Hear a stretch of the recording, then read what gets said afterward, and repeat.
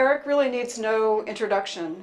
You all know him as a superb birder and as the owner of Jay's Bird Barn, and as a very entertaining speaker. So Eric? He'll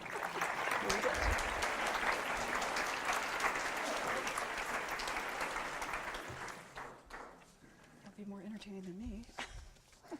Good evening. Sounds like you can hear me. Yeah. Great. I told my wife at work today, I said, what should I wear tonight? She goes, I said, I want to wear something different than my Jay's Bird Barn shirt. She said, well, if you don't wear your Jay's Bird Barn shirt, nobody will recognize you.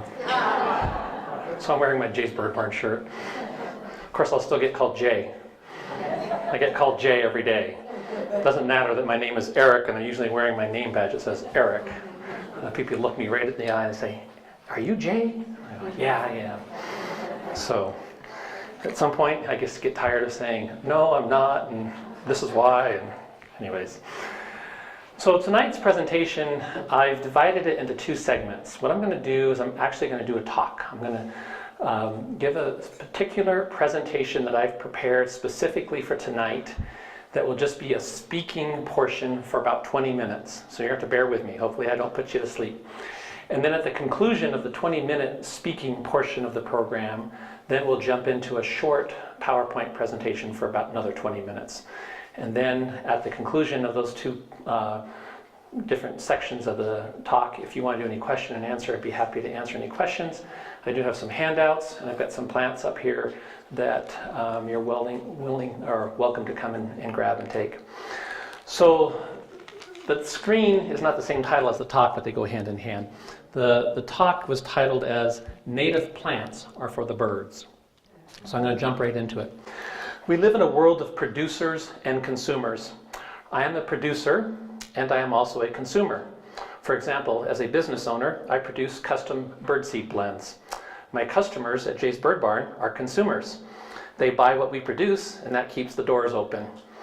As a consumer, I buy consumable products, things that have to be purchased over and over again, such as food and gas. As we think about the world of plants and birds, for the most part, it is a world of producers and consumers.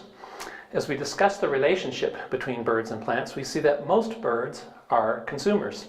Of course, different bird species consume different types of food, such as cormorants and kingfishers eating fish, or warblers and vireos eating insects, or hummingbirds and orioles eating nectar, or robins, bluebirds, and cedar waxwings eating berries, or finches and sparrows eating seeds, or woodpeckers and jays gathering nuts and eating nuts.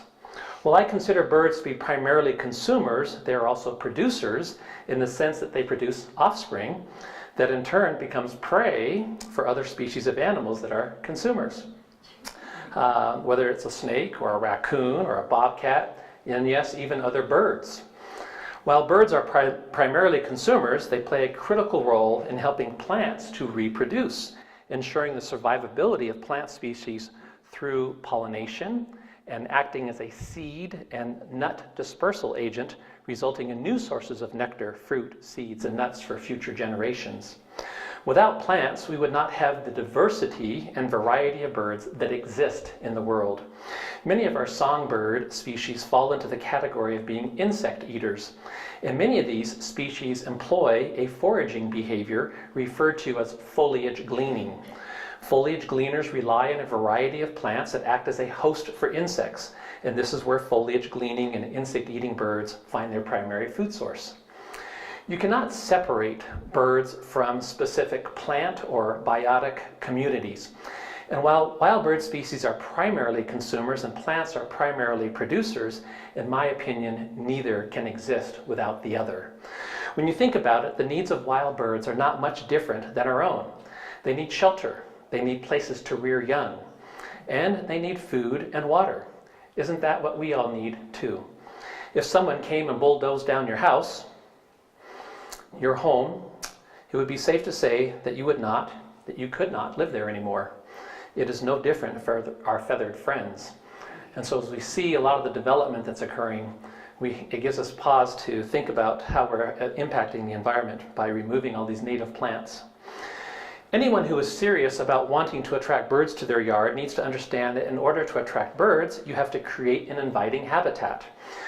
As you will see in some of my pictures tonight, taken right here in Prescott, a yard landscaped with decorative rock is neither attractive nor inviting. Birds are habitat specific because they are food specific. The reason they look, act, and feed the way they do is because of their DNA. You can no more get the diet of change the diet of a bird than you can get a giraffe to eat meat or a lion to eat grass. It just isn't going to happen. So if you want insect-eating varieties of birds in your yard, then you need to have insects in your yard. When I talk to customers at the store about landscaping to attract birds, I often use the phrase, insects are your friends. In order to have insects, you need to have vegetation, and hopefully you're also providing a source of water. And having berry and fruit-producing trees and shrubs will also aid you in attracting insects to your yard. Native trees, shrubs, flowers, grasses all support different varieties of insects that in turn support wild birds that feed on these insects. Every piece of nature plays a critical role down to the smallest particle. If you remove a species of plant or a species of insect from an ecosystem, there will be disastrous results, certainly long-term, if not in the short term. Removing just one species of plant from an ecosystem can have a dramatic impact on the birds that rely on that one species for food or for shelter or for nesting. For example, if we took a specific biotic community and removed the primary plant species that defines that community, the impact would not affect just birds, but all other living organisms in that community. For example, can you imagine what would happen if all of the saguaros in the Sonoran Desert, or all of the Joshua trees in the Mojave Desert, or all of the pinyon trees in a pinyon juniper plant community were removed? I mean, if you removed just one plant from that ecosystem, that primary plant.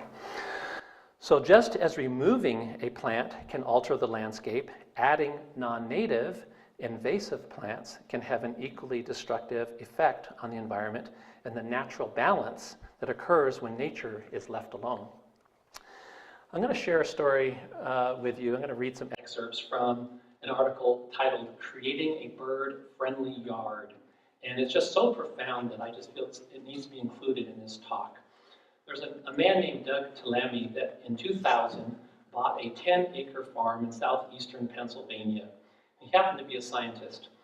The property that he bought was once mowed for hay, but it was overrun with unwelcome plants, exotic plants, nearly all from Asia, and they overwhelmed the landscape. Soon Doug noticed something disturbing. Most of these non-native plants had little to no leaf damage from insects, unlike the indigenous maples, oaks, cherries, willows, and black gums, which were being eaten as usual. If insects that spent millions of years eating native plants passed up on a buffet of alien plants, did this mean that areas dominated by foreign plants would support fewer insects? Good question. And if the insect population plummeted, would birds starve? Healthy bird communities are inextricably linked to healthy insect populations. 96% of terrestrial North American birds raise their young on insects. It's a huge percentage. And not just any insects. Now, he lived in Pennsylvania, so he uses the Carolina chickadee as an example in his story. He said, what these birds that are rearing young are needing mostly is caterpillars. Rich in fat and protein, caterpillars are essential for a bird trying to keep up with the demands of a hungry family. Consider the Carolina chickadee. It takes 390 to 570 caterpillars per day to feed a growing clutch of 4 to 6 chickadees, which means in the 16 days from when they hatch to when they fledge the nest, they will need 9,000 caterpillars to make one batch of chickadees. That's one nest. That can be, we know that chickadees are not flying 5 miles down the road to forage. They're foraging mostly within 50 meters of the nest, 164 feet. And that is why you need so many caterpillars in your yard. The study confirmed that gardeners, and I'm going to replace the word gardeners with homeowners. I think we all need to consider ourselves as homeowners. You might not be a gardener, but you might be a homeowner. Can play a pivotal role in creating safe havens for wildlife. And he said this statement, and I love it. He said, homeowners who landscape with native trees and plants are planting bird food factories because the plants are making the food that feeds the birds in the summertime. For a bird searching, I like this statement, for a bird searching for a nice place to raise a family, the classic suburban yard, and again he's in Pennsylvania, a tidy bed of grass, 1 or 2 shade trees, and a row of leafy foundation plantings imported from China must be like a foreclosed fixer-upper in a bad neighborhood. The accommodations are sparse, and all the local restaurants are dives. So those native plants just don't support the insects, or pardon me, those exotic plants don't support the insects that native wild bird species have evolved to eat over millennia. Interestingly, in the same article, he talks about a researcher who came to Phoenix to study this exact same topic, which is kind of in our back door. In Phoenix, where temperatures can hit 120 degrees, the popular garden oasis is a mixture of turf, subtropical palm trees, and a scattering of desert-adapted plants. You go to Phoenix and you see flood irrigation, Bermuda grass, berms, in parks, churches, schools, and they flood these fields with water. It's like a little oasis, right? A researcher traveled there to examine the difference between how birds use the oasis compared to grounds brimming with native desert plants. The well-watered oasis yards were ruled by grackles, house sparrows, and starlings. Everyday birds that wouldn't normally survive in such a hot, dry place. On the properties most closely resembling the arid desert surroundings, the researcher found Gila woodpeckers nesting in saguaro cactuses and Anna's hummingbirds sipping nectar from mesquites and curve-billed thrashers nesting in choyas. Makes sense, doesn't it? We have a bit of challenge here in Prescott that comes with development and growth. However, I like to be positive. Many of the original native plant species are still here in abundance. Certainly some developers and developments have been done in a really good way, preserving much of the native habitat during the construction process. It depends on the neighborhood. Prescott is an amazing place when it comes to wild birds. I personally do not know of any other community in North America, with the exception of a coastal environment, where over 360 species of birds have been documented within a 10-mile radius of a fixed point. Dr. Carl Tomoff from here in Prescott has created this checklist, Birds of Prescott, and he's been maintaining these records for over 40 years. And over 360 species of birds have been seen within a 10-mile radius of the courthouse plaza. That's unreal. That is so many different species. That's almost half of all the species found in North America have been found within a 10-mile radius of Prescott. Due to the diversity of habitats that make up the Central Highlands area of Arizona, we have a tremendous variety of birds.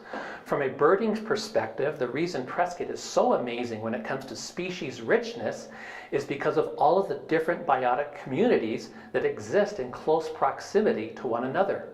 In a very short distance, as a bird flies, as you approach Prescott from the north, the habitat changes dramatically from grassland to mixed conifer forest in about 10 miles. It's amazing, the difference. So let's briefly touch on the main biotic communities that we enjoy here in the Prescott area. We'll start with grasslands, which is a mixed grass shrub vegetation that in some places has been invaded by pinyon, pine, and juniper woodlands, and it's also heavily impacted by cattle grazing.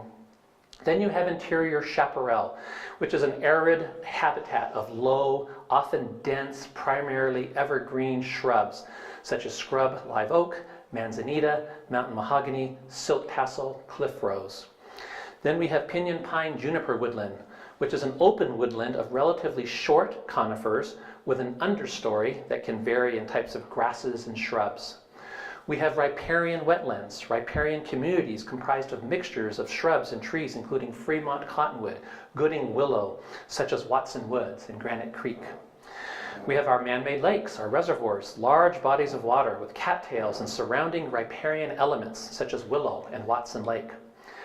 Of course, we have plenty of urban and residential complex landscapes with a highly diverse and frequently introduced flora such as Prescott in the city. We have ponderosa pine forest composed almost entirely of ponderosa pine with a shrubby understory such as the areas around Goldwater Lake. We have ponderosa pine with a mixed Gambel's oak forest comprised almost entirely of ponderosa pine with an understory of Gambel's oak and other shrubs such as the Thumb Butte area. Then we have mixed conifer forest composed primarily of Douglas fir, white fir, aspen, and ponderosa pine. Some elements of this biotic community are found at the higher elevations in the Bradshaw Mountains, primarily on north-facing slopes. And then finally, aspen forest, deciduous forest dominated by quaking aspens such as Aspen Creek out Copper Basin Road. Isn't that amazing? All within this 10-mile radius. With so many different habitats in close proximity to one another, it is not surprising that we enjoy such a wonderful variety of birds in the Prescott area.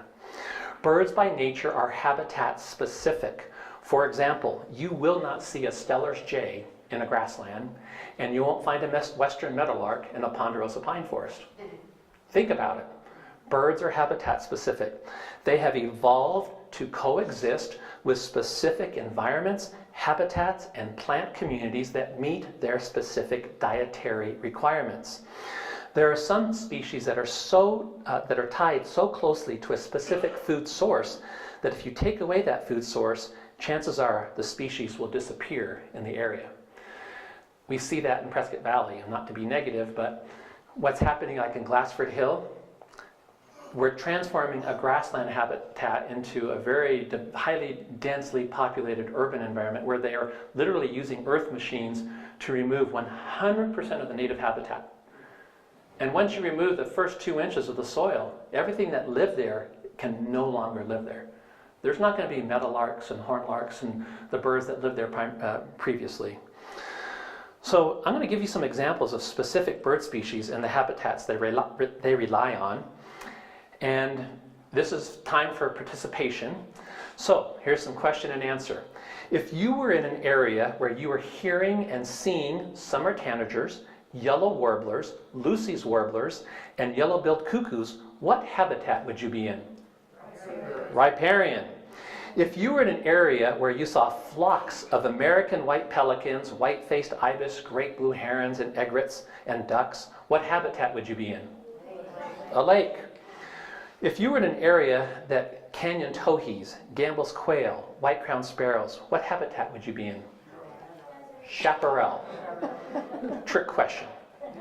There's some overlap. If you were in an area where you're observing juniper titmice, Buick's wrens, and spotted towhees, what habitat would you be in? Pinyon juniper. Be a little more specific. If you were in an area where you're observing pygmy and white-breasted nuthatches, hairy woodpeckers, and violet green swallows, not violent, violet, what habitat would you be in? Ponderosa pine. If you were in an area where you're seeing rock pigeons, gray-tailed grackles, and Eurasian collared doves, what habitat would you be in? Fry's parking lot. Fry's parking lot, there you go, the winner. An urban environment. Okay.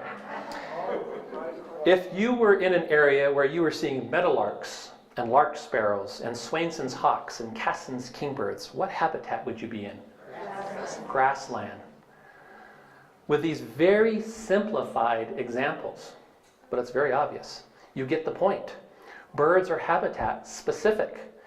You might ask yourself, but why are birds so habitat specific? And the answer to this question has a lot to do with how birds forage or glean for food. So let's spend a few minutes talking about foraging behavior. There are many different foraging methods, and they are referred to as gleaning.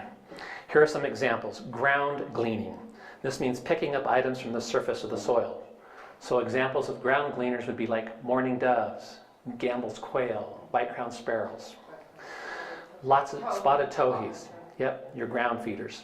For foliage gleaning, so gleaning from foliage and occasionally from branches, taking invertebrates and or fruit from vegetation. Warblers, vireos, bush tits, titmice. Bark gleaning. Gleaning from tree trunks and branches. It includes excavating and drilling into bark and exfoliating bark. So woodpeckers, nuthatches, creepers, okay? Hover and glean. This means hovering or gleaning while hovering, taking nectar, insects, or berries from plants while hovering. Mostly hummingbirds. Ruby-crowned kinglets do it too. Hover and pounce. Hovering before swooping or dropping down on prey. Think of a kestrel hawk. Good example. Hawking. This means sallying from a perch on short flights to capture flying insects. Flycatchers, phoebes, kingbirds. Aerial foraging. While in prolonged, continuous, sustained flight, capturing flying insects. Swallows, swifts, okay? Aerial pursuit, chasing and catching birds in midair, stoops, killing them in midair, or snatches from their perches. Hawks, falcons, think of a peregrine, think of a Cooper's hawk. Very common behavior. So gleaning behavior is directly related to the distribution of bird species, as wild birds occur in habitats that suit their foraging behavior and meet their food requirements. For example, you will never find a bark gleaner in a grassland habitat, as there's no bark to glean. Yeah. Make sense? So if you're a foliage gleaner, then you need to live somewhere where there's foliage. If you're a bark gleaner, you need to live somewhere where there's bark, etc., etc. As the owner of a backyard wild bird and nature gift store, I have the opportunity to have a lot of interaction with individuals in the Quad City area that live in many different parts of town in differing habitats. And when a new customer visits our store and wants to buy bird seed, our first question to them is, where do you live? Makes sense, doesn't it? Because if you want to provide a feed for the birds that occur naturally where you live. I have funny stories all the time. You know, people will come in and say, well, are there cardinals where I live? No. Well, if I put out cardinal food, will cardinals come? No, they're not there to begin with. So you have to feed for what occurs there naturally. Where someone lives ultimately determines what kinds of birds they are likely to see in their yard. Someone living in Timber Ridge is going to see very different birds than someone living in Prescott Lakes or in Yavapai Hills or in Chino Valley. I have lived in Prescott for about 28 years now, and for the first 15 years we lived east of Acker Park in an area with dense pinyon juniper habitat that had thick chaparral vegetation. And I kept a yard list while living there and had 87 different species of birds in my yard. And some were really unusual birds, such as a hooded warbler and an ovenbird. However, most of the birds observed were common for their habitat, things like Buick's wrens and bush tits and scrub jays and spotted towhees. But what is equally as interesting is not just what I saw, but what I didn't see. For example, I never saw a hairy woodpecker in my yard, or an acorn woodpecker, or a Steller's jay, or a pygmy nuthatch. In 15 years, I didn't see any of these birds, and a lot of other varieties of birds that are common in the Prescott area. Yet, as a bird flies, our home was situated probably not more than a mile or so from Hazley Hidden Valley, which is an area characterized by ponderosa pine. Certainly, if I had lived in Hazley or Hidden Valley, there are bird species that I would have seen there that I did not see in my yard near Acker Park. Makes sense, doesn't it? For the last 13 years, I have lived along a seasonal creek just off of Rosser. I am literally right in town.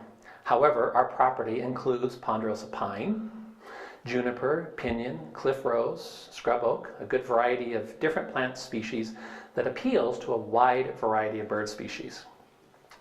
The diversity of plants in my yard lends itself to a diversity of bird species that occur in my yard. The bottom line is this: if you want to create a bird-friendly yard, start by removing exotic invasive plants and replace them with native plants. And reduce pesticide use, conserve water, and protect our water quality. I'm going to quote Doug again, where he said, "Homeowners who landscape with native trees and plants are planting bird food factories because the plants are making the food that feed the birds. We'll now move into a short slideshow for about 20 minutes, and then we'll do a little question and answer. So if we could have the lights. Maybe I can get the lights. Hey. All right. So, I need to stand here. I'm sorry. I'm not being filmed. Sorry. Okay. So this little diagram just illustrates an acorn woodpecker and a ponderosa pine and the little bird tracks going back and forth. There's a relationship between plants and birds. As I mentioned earlier, birds help improve the survivability of plant species by acting as a seed and nut dispersal agent. They're dispersing seeds and nuts and pollinating plants to help reproduce next generations. Go ahead.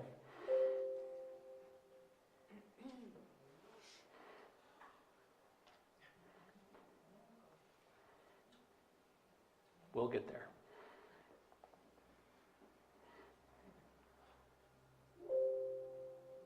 There we go. So there's our friendly acorn woodpecker. And for those of you who aren't familiar with this particular species, it has a unique behavior in that during times of plenty, it harvests food in abundance, and it stores that food or caches that food for times of scarcity. So let's go to the next slide. So this is the primary food source that acorn woodpeckers, acorns, seek and that they cache. And here's an example of how they cache them. This is the bark of a ponderosa pine tree. And not only are they very industrious in creating holes to stick acorns in to store, they're even storing them in the grooves, which I think is fascinating. You can see pine, they're just all over the place. I mean, it's like they ran out of holes to put the acorns in. And this behavior, when they create a tree like this, it's called a granary, and they'll store between 40 and 50,000 acorns in one tree. So this shows the remarkable interdependence between an acorn woodpecker and its primary food source, acorns, and how it uses a native tree, a ponderosa pine, to store its food source. Go ahead. This is a phainopepla. This is the female. Females are relatively pale by comparison to the males. The males are kind of a glossy black, almost an iridescent blue color. Females are kind of a light gray color. And they have a symbiotic relationship with a specific type of plant here, go ahead, which is mistletoe. And I know a lot of people think of mistletoe as being a negative or a bad plant, but in reality, it's a native plant. It grows here naturally, and it produces berries. And I don't have a pointer, but you can see clusters of white berries in these mistletoe clumps. And so when a phainopepla is eating the mistletoe berries, they go through its intestinal tract, gets pooped out, and sometimes that seed, that berry, will land on a branch of a tree, and it will take hold and start a new plant. And so it's acting as a seed dispersal agent, and which creates new mistletoe, which creates new food sources. So this is an example of the interdependence between this species of plant and birds. Go ahead. This is a pinyon pine tree and a pinyon pine nut, pine cone. And in September, as the pine cones mature, one of our local bird species, go ahead, the Woodhouse's scrub jay, acts as kind of like a acorn woodpecker. They go into this frenzy mode where there's an abundance of food, and so they start harvesting the pinyon pine nuts, and they try to store them. But they're not as good at storing as acorn woodpeckers. They store them in the dirt, under leaf litter, under rocks and twigs. And so in reality, what is the scrub jay doing? Planting pinyon pine nuts, which will then grow future generations of pinyon pine trees, which will support other scrub jays in the future. The Clark's nutcracker is probably one of the most famous birds for doing this. They say that they harvest about 100,000 pine nuts each season, and that remarkably, they have about a 97% retention rate to find the seeds that they have hidden, which leaves about 3,000 seeds that potentially can germinate. Pretty fascinating. Go ahead.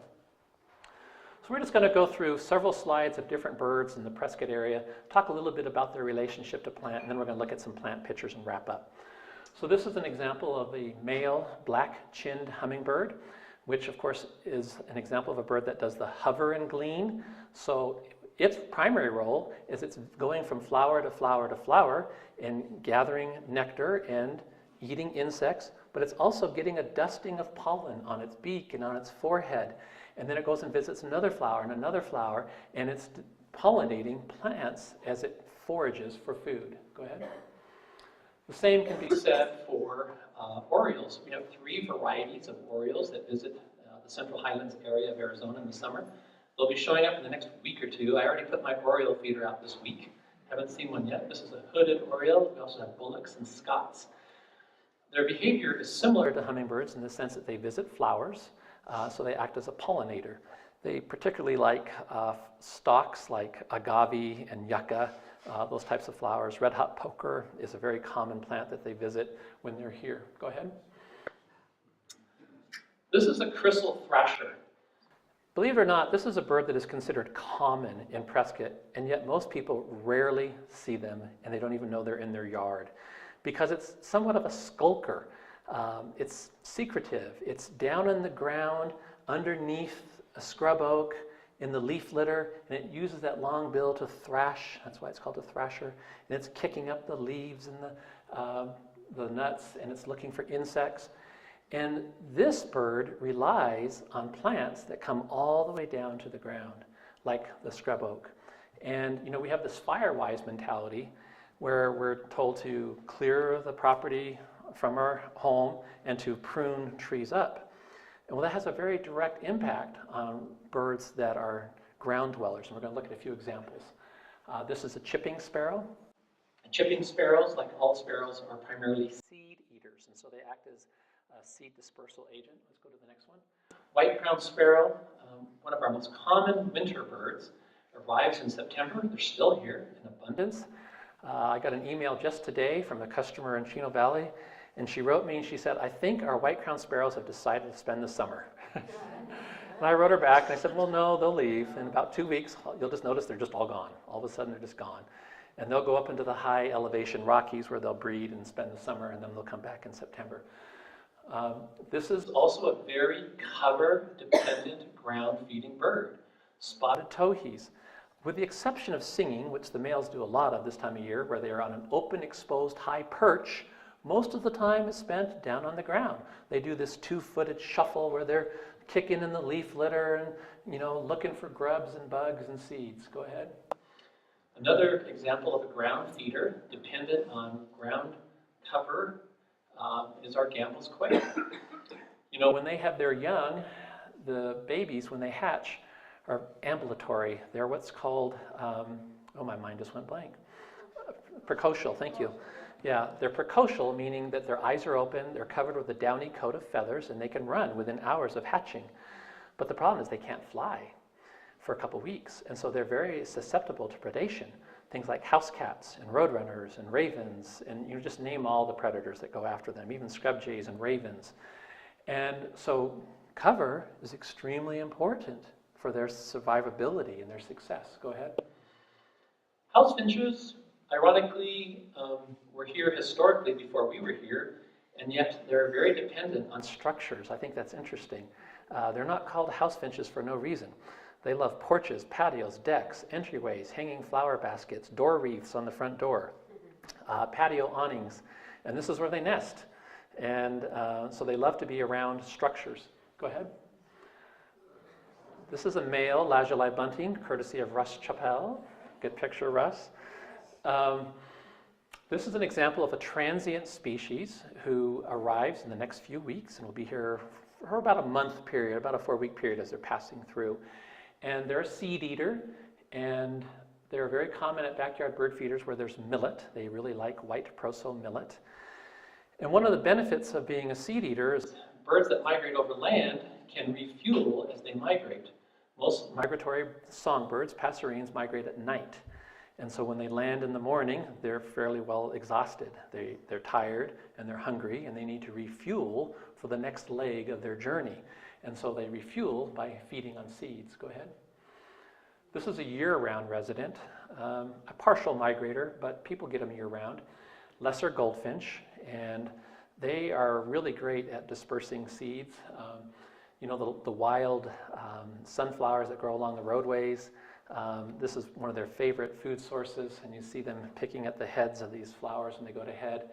And they are very common in pretty much urban and riparian habitats.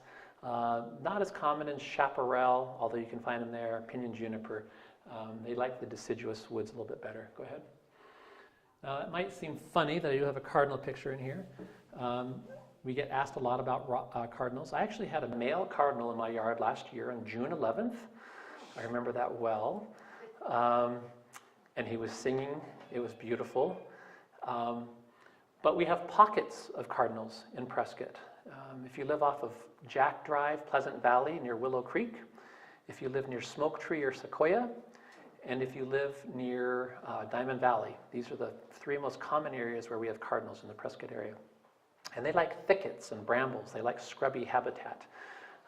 And as you get lower in elevation, they become more common. Like you get down to Spring Valley, or if you go down to Sedona, they're very, very common. Go ahead. This is an ash-throated flycatcher. We talked earlier about that behavior called hawking, where a bird will sally out from an open exposed perch and catch a flying insect and come back. And so this particular bird is in the flycatcher family. It's an insect eater, and so it provides a wonderful benefit to us by catching insects. Go ahead. This is an incredibly cute bird. Bridled titmouse. Bridled titmouse. It's a foliage gleaner, which means very rarely would you ever see this bird on the ground, for example. So it requires foliage. So again, you know, we talked about quail. Can you imagine seeing a quail up in the tree, you know, foliage gleaning, you know, picking off insects on the undersides of leaves? Just doesn't happen. Or a mourning dove. It doesn't happen. These birds are very habitat specific. And so they're primarily found in a transition zone with oaks and ponderosa, a little bit in riparian habitats as well. Go ahead. This is a male yellow warbler, another example of a foliage gleaner, and it prefers riparian habitats in deciduous foliage, willows and cottonwoods. And so, you know, if you live in a ponderosa pine or chaparral habitat, you're just not going to see this bird in your yard. It's going to be along a stream side, along a creek, or in Watson Woods. Go ahead. This is also a warbler. It's called a common yellowthroat. Has a very specific habitat requirement. It likes marshy, swampy wetlands that border lakes, like Granite Basin, where there's cattails, Watson, Willow Lake, Watson Woods, where there's some marshy habitat. This is not going to be a bird you're going to see at your feeder if you're in town. Although I do have a story to tell. About 2 years ago, one of these showed up inside Jay's bird barn. That's a true story. We also had a Buick's wren show up inside Jay's bird barn, so the word's out. You know, it's the place to go, apparently. But, you know, what's really interesting, Prescott Creeks, several years ago, they created a retention basin at the 5 Points intersection, Yavapai Regional Medical Center, Taco Bell, okay, right there. And what's in there? All kinds of cattails and a source of water. Isn't that amazing that it was pretty darn close to that habitat? Go ahead. White-breasted nuthatch, this is an example of a bark gleaner. So if it's a bark gleaner, it's going to be found where there's bark, where there's trees of sufficient girth to support exfoliation of bark, excavation of nesting cavities. So they're primarily going to be in a pinyon juniper or ponderosa habitat. Go ahead. This is our largest woodpecker species in the state of Arizona. It's a northern flicker. And again, it's a bark gleaner. So it needs trees of sufficient girth for creating cavities for nesting and for feeding. Go ahead. So we're going to fly through some trees and wrap it up. So I'm just going to show you some pictures of some really great trees, shrubs, grasses, whatever, that are good for birds in your yard. The desert willow, we'll just kind of go through these. Arizona walnut, very common along the Peavine Trail in Watson Woods, the walnut. Go ahead. Alligator juniper, which is everybody's nemesis during allergy season. But very common. It produces a berry, which is good for a lot of wintering birds such as robins, hermit thrush, Townsend solitaire, other birds that are berry eaters in winter. Go ahead. Pinyon pine, we talked about the relationship between our jays and the pine nuts. Go ahead. Then ponderosa pine, which is a very important tree in this area for a lot of our bark gleaning types of bird species. Emery oak is one example. We have many different kinds of oaks. We have Gamble's oak, we have scrub oak. Go ahead. Then shrubbery, manzanita. It produces a blossom that is good for insects, and then of course it creates a berry after it blooms, and so this is wonderful. One of my favorite places to visit is Granite Basin, and it has a lot of manzanita, and on 3 different occasions I have seen a varied thrush in Granite Basin because there's berries in that basin. Okay. Mountain mahogany, which produces seeds. Go ahead. Apache plume. I've literally seen hummingbirds in my yard pulling at these little pieces of plant material for nesting material.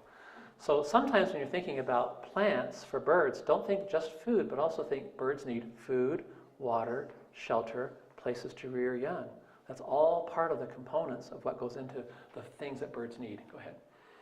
Silk tassel is one of my favorite plants. I have an example of it up here. It produces wonderful berries for the robins and the hermit thrushes and Townsend solitaire, and a varied thrush in the winter. Go ahead. Of course, scrub live oak produces acorns. We've already talked about that. Go ahead. Sumac. It's another great plant that goes all the way down to the ground. So things like your spotted towhees and your crystal thrashers and your white-crowned sparrows and your chipping sparrows that want cover like plants like this. Go ahead.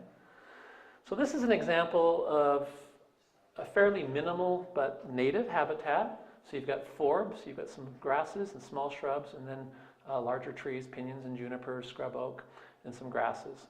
So you could see how a habitat like this could support juniper titmice, Buick's wrens, spotted towhees, roadrunners, Gamble's quail, a variety of different birds. Now I could have incorporated into this presentation a picture of each of the different habitats we went through today. You know, an aspen habitat, a ponderosa habitat, a riparian habitat, a lake habitat, and we could literally talk about each of the different kinds of birds that would occur in each of those habitats. Go ahead. This is in forest trails, and you can see that in the process of development they've left a lot of the native habitat, which I really admire and appreciate. Go ahead. This is also in forest trails, and you've got a combination of like emery oak and ponderosa. I mean, there are some non-native shrubs which do provide ground cover. Things like this actually work great for nesting Gamble quail. They love those kinds of bushes where they can get in there and make their nest and lay their eggs. Go ahead. Another example of really good habitat. It's varied plant growth. One of the things in one of the handouts that I'll be passing out that's from the National Wildlife Federation, it says checklist for creating a bird-friendly yard. And the first one it says is recreate the multiple layers of plant growth found in natural areas. When you look at a natural area, you see these multiple layers of plant growth. So you're seeing that here. Now by contrast, hope you don't live here. If you do, I'm sorry, because I'm going to pick on you.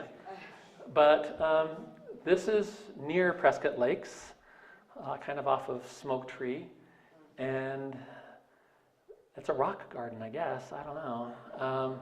But think how sterile this environment, and what few plants there are, I can guarantee you they're probably invasive exotic plants. They're not native plants.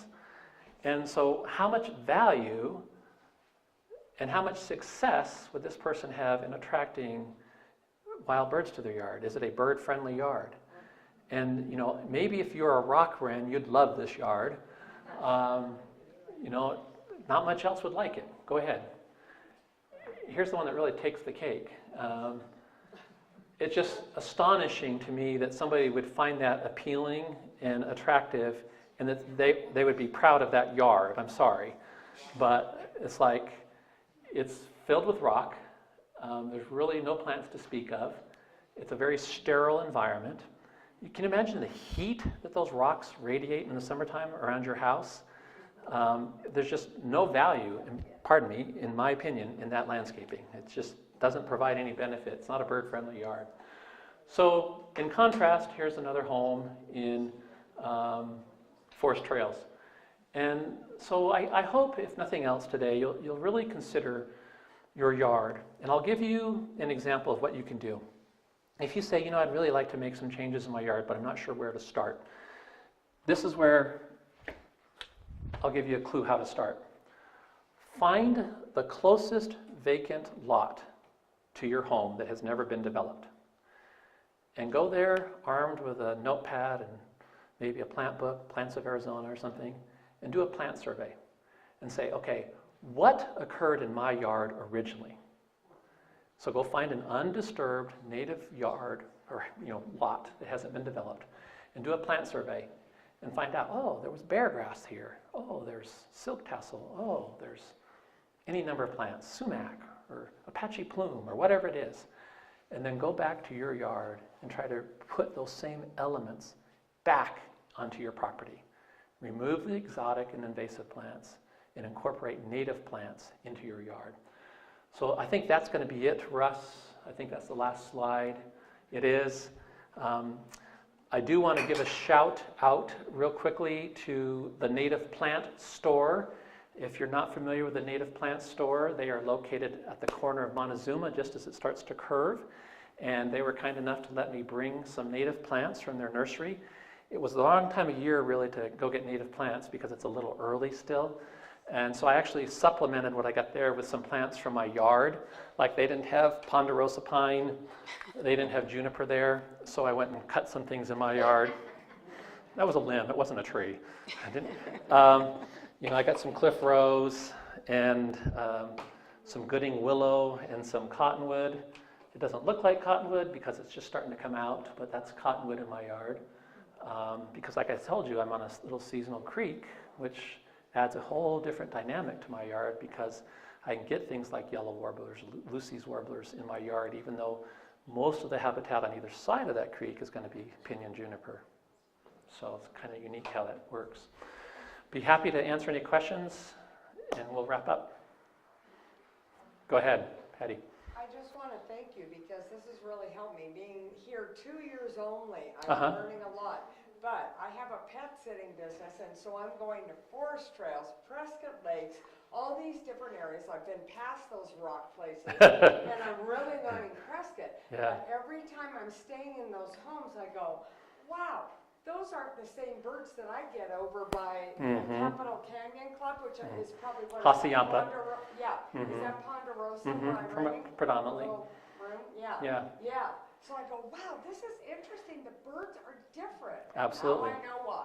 Great, thank you. Dave. What kind of bird list do you have in your yard now? Oh, Dave's putting me on the spot.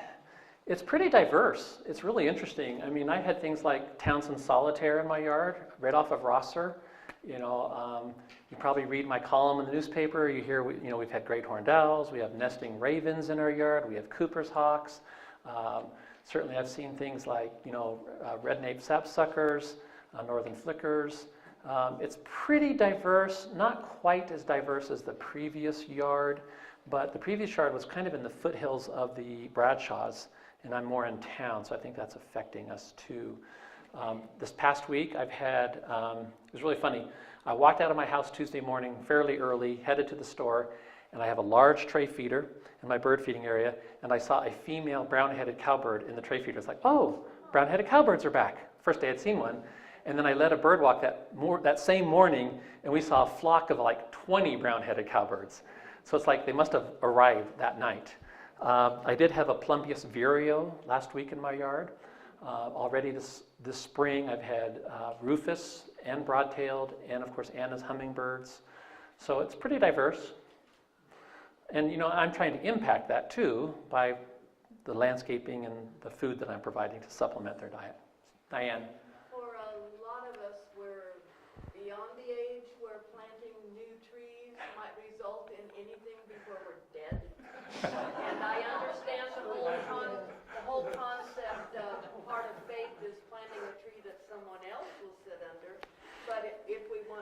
in our yard for us, Sure. we're probably not going to cut down the mature trees in our yard that aren't natives. Sure. But what are, in that case, then, would it make sense that the things on the level of shrubs and wildflowers and the things that do mature more quickly are the more practical things for many of us Yeah. who move into an established yard? Yeah, I think that's a great point, because a lot of times you've got what you've got. You know, it's like we were fortunate in that we bought a spec home. It had not been landscaped.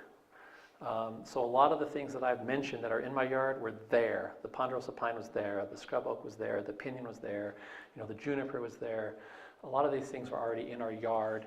And then when I had a landscaper come and landscape our yard, he practiced a philosophy of everything being organic and natural and native. And so I told him, I said, I want everything you plant in my yard to have a benefit for birds. I want it to be either seed producing, nectar producing, berry producing, or it provides shelter or places to rear young in my yard. And so that's the strategy that we used to introduce additional plants into our yard. So, great question. Yes, Dave. Susan and I live in Pinyon Oaks, and we don't, first thing I'll say, we don't use any water to irrigate, nothing. Yeah. So we've got a lot of cactus. Uh-huh. 2 large soya, and every year we raise a family or 2 of what? Curve-bill thrashers. Right. My question is, how can they fly 100 miles an hour into that cactus and survive? Oh, that's not a question I can answer. I don't know. It astonishes me too. It is amazing. It is. And what's more amazing is that those birds found those cactus. You know, I can remember years ago, I lived in Provo, Utah for a while, and one day I came home from work, and before even going in the house, I went out to the backyard to look at the garden. And as I approached the garden, this little bird went flip, flip, flip, flip, flip, flip, flip, flip. And it's like, whoa, that was different. I mean, it just instantly I knew it was different. The behavior was different. So I ran and grabbed my binoculars and stalked it, and you know, it came back and it did the same behavior over and over again. And I looked at it, and guess what? It was a grasshopper sparrow in my yard in the middle of the summer in my garden. And so I started making phone calls, and pretty soon, you know, the bird network, and all these birders were in my yard within an hour. And it was, well, this is a county bird for me, or this is a state bird for me, or this is a life bird for me. But, you know, it's kind of funny. It's like, of all the places for that bird to show up, it showed up in my yard. It could show up in any number of thousands of people's yards, and nobody ever would have noticed that they had an unusual bird in their yard. So some of it has to do with being observant. Go ahead. I had a question, I guess, about bird feeders, because out in Williamson Valley, and you know where we live, Yeah. for maybe 5 years in a row, we had band-tailed pigeons. Yeah, that's kind of unusual. Yeah. Well, you had very large growth oak trees out in there, and royal oaks and pinyon oaks, not pinyon oaks.